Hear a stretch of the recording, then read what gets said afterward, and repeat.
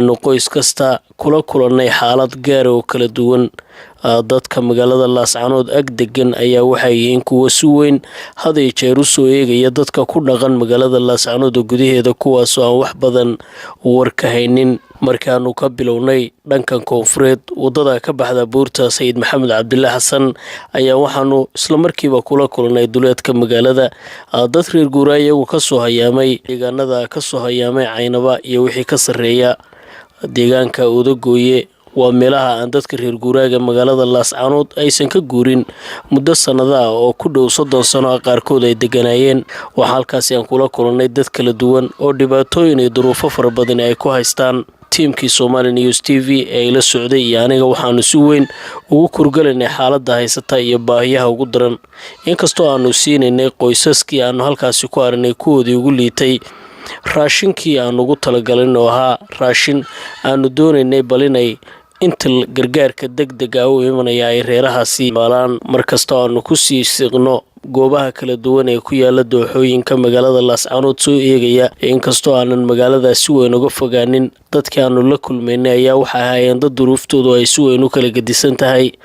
waxaanu la kulannay qoysas ka soo hayaamay deegaana aad uga fog gobolka Sool qaarkood wata dad xanuunsan oo silsilada ku xidhan oo la geeyay geedo hoostood. qof kasta waxa weeye wadadka soo guuray baan ahay arigu iga xumaaday 50 neef baa iga hadhay maxay dageel 3 tuldood baa iga hadhay 10 caruur ayaan haystaa.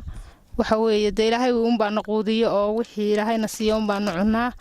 sida kale waanu sagan roonahay xagga caafimaadka waanu ka ladanahay laakiin si xaaladda kale waan ugu adagtaa. marka waxaan kugu wareejinaynaa saddexdan raashinka caleentan sidoo kale timirta marka naga gudoon oo caruurtaada siiso. waa ka gudoomay waana u karsanayaa hadii ilaahay calaf noogu daro. laakiin ari badan baa naga baxay ari aad badan baa naga baxay hadda waxa joogaan wax nafleba maaha. waa gartay marka sidii ilaahay ka dhigay noqonaysa. waxaan doonaynaa inaan anigu kugu wareejino raashinkan waa 3 rufuc oo bariis iyo bur iyo sonkor caagad saliida iyo daasada timirta. bal ka waran waxyaabaha aad ugu jilicsantiin hadda maxay yihiin? tandiriya waxay tahay walaalaha iyaga Soomaaliyeed inay maxaan sheegay dadka iyaga jilicsan ee abaaraysan sida ay maanta noogu soo gargaareen ay noogu soo gargaaraan oo maxaan sheegay noo soo badiyaan mar walba insha Allah taala aanu walaalaha inaga warhayaan. shabaanu nahay ilaa gobolka Caynaba ilaa ka Garadag ilaa Kansool intaana geediyaba hayaan baanu hayn sanadkana reer Garadag iyo baanu hayn reer Caynaba maantana gobolka Sool yaa dantuna keentay wixii aanu haysanayna baabuur baa qaatay oo shilin ahaa neefkii intaanu xaraashnay markuuna soo qaadayna naqnooma keenin la yaabeeg gobolkaanu dul taaganahay goor ka soo gurteen. markii hore waxaanu ka soo guurnay magaalada Awrbogays la yiraaho ceel weyn meesha ku magac dheer ee Awrbogays xukunto dabeetana maxay ahaytoy abaartii baan uga soo guuray.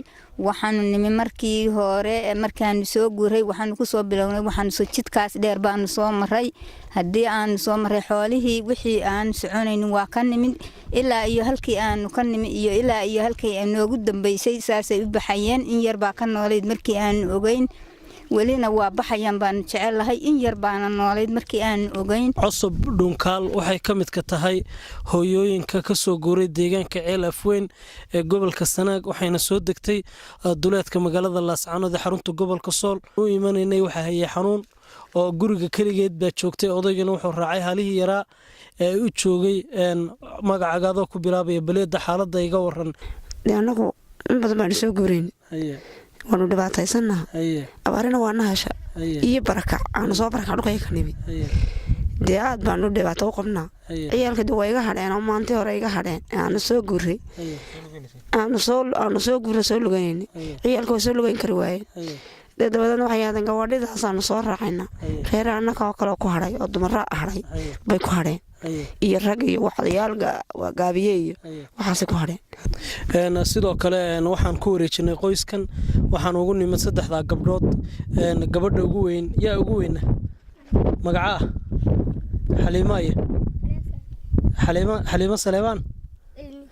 Xaliima Saleebaan cilmi waa saddexda gabdhood waxay noo sheegeen inay yihiin agoon oo aabahood dhintay waa dadka danyarta ee soo agdegay magaalada Laascaanood waxaan ku wareejinay raashinkii aan bixinaynay oo qoysaskii danyarta ahaa ee magaalada agdegana marka aniga wax la yiraahdo Seen Macawil Xuseen baa la yiraahdaa waxnu ka guuray halka kan xudun agtiisa markii hore u soo naqraacay waana guuro gaadhaan qaaday si wuxuu geeyay meesha la dhaho kulaal markuu geeyayna xiraan arig ku xiran arigii oo dhalay marka arigii xirad markuu ay dhashay maxaan ku raadayay baan xiradii suntii naga dilaacday arigu naga baqbaqtiyay marka 13 neef habeenkii halkii ku baqtiyay waana guuro waxaanu tagnay halka daman la xagaray arigii waa suntii way ka bixi weyd الآن 180 aan 13 kaas ku jirin baa naga baqtiyay dawaka arigii marka intaas ka dhamaat marka hore waxaad degteen xero sumaysan bal xeradu waa xero sumaysan oo sunta lagu isticmaalay oo arigu maxaan ku raadin marka uu ninkii ku siiba alaabay suntii oo iska wataalo